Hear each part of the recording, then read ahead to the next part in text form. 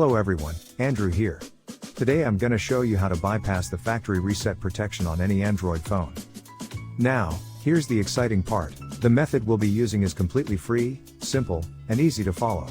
I'll be guiding you through each step so that you can easily do it yourself.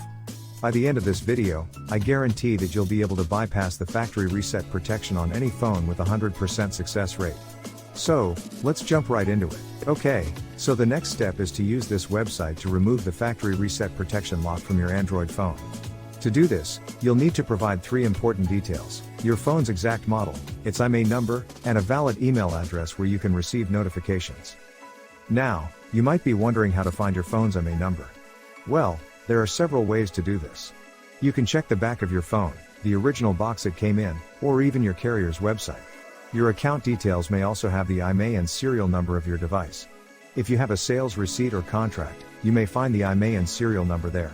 If your phone has a removable battery, you can check underneath it for the IMEI or serial number. However, if your phone doesn't have a removable battery, don't try to remove it or you may damage your device.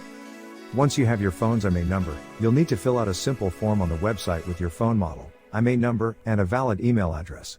This is where you'll receive a notification when the factory reset protection has been removed.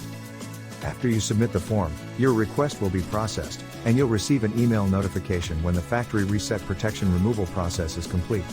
I'll show you an example of what the email should look like by logging into my personal email account. Here's the email I received, saying that the factory reset protection was removed. Let's open it up together. The message confirms that the factory reset protection has been removed.